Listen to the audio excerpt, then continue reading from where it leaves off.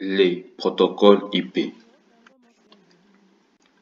Tout d'abord, quel est le rôle du protocole IP? Donc, le protocole IP, c'est la couche Internet du modèle TCP/IP. C'est également la couche réseau couche 3 du modèle OSI, ce qui nous permet de faire l'élaboration et le transport des paquets.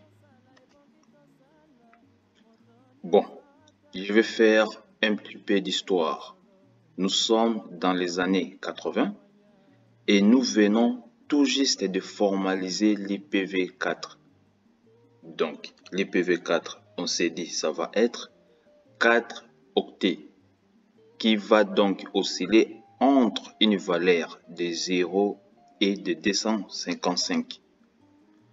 En effet, un octet c'est 8 bits et 2 puissance 8 c'est 256. Du coup, un octet peut prendre 256 valeurs. Un octet c'est 8 bits, du coup 4 octets c'est 32 bits. Du coup, les adresses IPv4 sont codées sur 32 bits. Donc, globalement, ça nous fait combien d'adresses possibles théoriques? Ça nous fait tout simplement 2 puissance 32 ou bien 256 puissance 4. Et ceci nous donne 4 294 967 296 adresses possibles théoriques. Pourquoi théorique? C'est parce que là, je prends vraiment toutes les combinaisons possibles pour avoir une adresse IP. Sauf qu'il faut bien comprendre que chaque adresse IP ne correspond pas forcément à une machine. Tout simplement parce qu'il y a les adresses broadcast et les adresses réseau qui, elles, ne définissent pas de machine. Il faut savoir qu'à l'époque, ces nombres nous paraissaient immenses. Il faut bien penser qu'à l'époque, c'est surtout scientifique.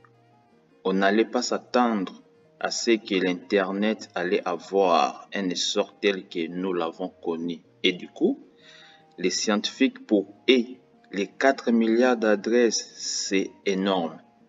Il va falloir qu'on définisse différentes tranches des réseaux pour pouvoir les attribuer, pour éviter qu'on se marche dessus. Et du coup, sont nées les classes. Les classes, c'est tout simplement un réseau qui va contenir un ensemble d'IP. Il faut bien penser qu'à l'époque, il n'y avait pas de masque de classe, ce qui permettait de définir quelle était la partie réseau et quelle était la partie nombre de machines. C'était la classe dans laquelle vous vous trouviez. Donc, nous avions les classes A qui correspondaient à un réseau du type X.0.0.0. Donc X, vous pouvez prendre n'importe quelle valeur entre 0 et 255. Nous avons les classes B qui correspondaient tout simplement à un réseau du type X.Y.0.0. Donc là, globalement, pour faire le parallèle avec aujourd'hui, les masques de sous-réseau, on aurait un masque de 255.255.0.0. Mais rappelez-vous qu'à l'époque, les masques de sous-réseau n'existaient pas, ce qui permet de différencier la partie réseau de la partie nombre de machines. C'est tout simplement la classe à laquelle vous vous référez. Enfin, nous avons également les classes C qui étaient les plus petites, qui avaient une adresse de x.y.z.0. Il y en a d'autres, notamment D pour les multicast et E réservé par l'IANA. Il faut savoir qu'à l'époque, On était extrêmement généreux avec les classes qu'elles ont données. Vous aviez besoin de 2000 adresses parce que vous êtes une société. On ne va pas vous donner 5 à 6 classes C. On va vous donner un B. Alors, du coup, vous allez avoir 63 000 adresses IP inutilisées et les 2000 que vous aurez besoin. Voilà, à l'époque, ça nous paraissait tellement énorme qu'on pouvait considérer qu'on pouvait gaspiller. Sauf que vient les années 90 et globalement, on a un problème. C'est tout simplement que les classes, notamment les classes B, commencent à avoir une pénurie d'adresses. Il y a de moins en moins de classes qui sont disponibles. Du coup, on s'est dit, il faut qu'on arrête ces systèmes de classes parce qu'on s'est fait entuber. On donne des paquets trop gros. On n'a pas assez de subdivisions. Du coup, on est passé à des classless interdomain routing, du CIDR. Du coup, on abandonne complètement le système de classe et cette fois, on intègre une nouvelle donnée qui est importante et qui s'appelle le masque de sous-réseau. Ça y est, il a été inventé et de même plutôt que de distribuer des classes, on s'est dit on va donner des paquets IP à des différents agents locaux régionaux et c'est à eux de distribuer les IP. Donc, l'IANA a donc dit on va faire des RIR. Nous avons donc l'IANA qui donnait le bloc d'IP aux RIR et les RIR qui les donnaient aux différents opérateurs et fournisseurs Internet. Sauf qu'en 2011, l'IANA n'avait plus des adresses IP disponibles.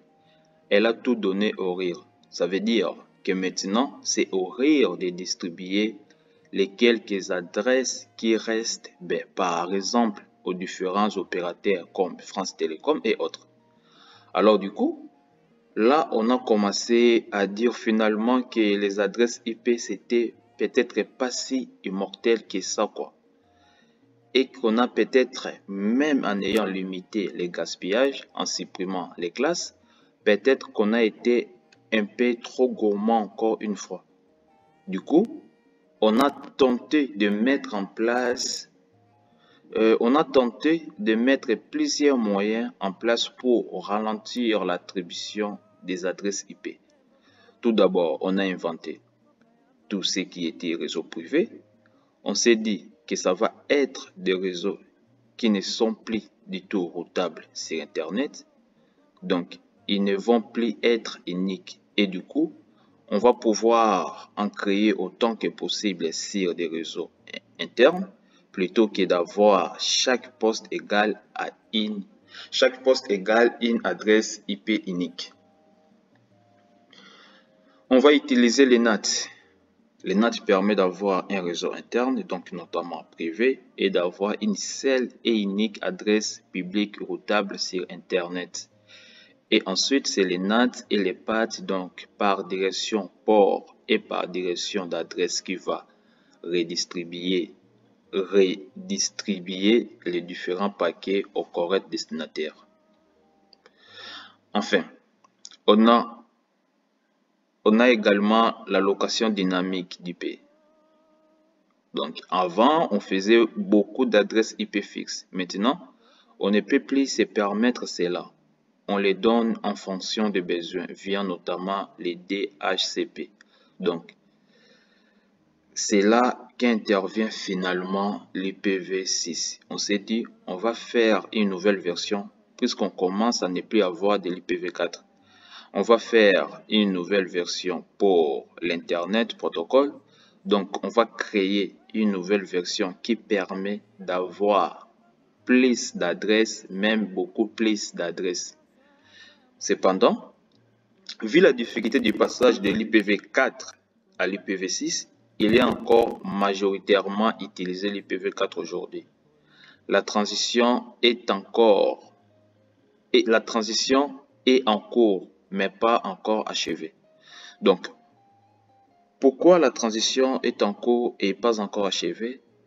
C'est que les versions sont incompatibles.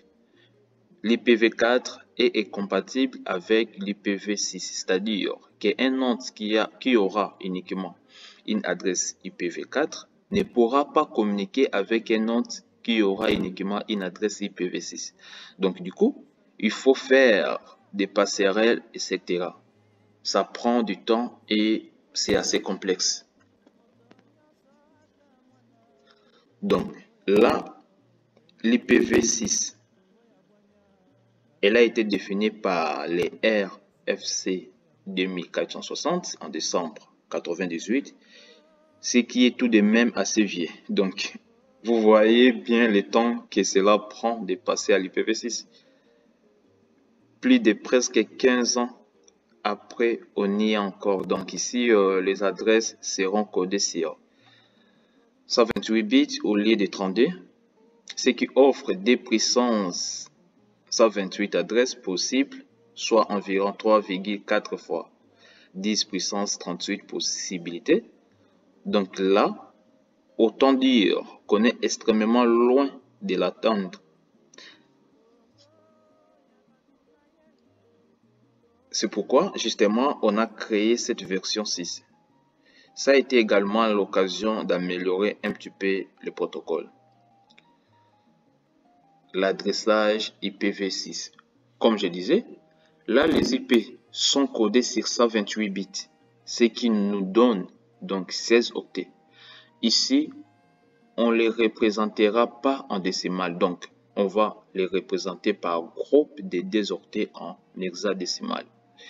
Ce qui nous donne donc 8 groupes de 2 octets en hexadécimaux, donc 4 caractères fois 8, donc on a 39 caractères en notation complète.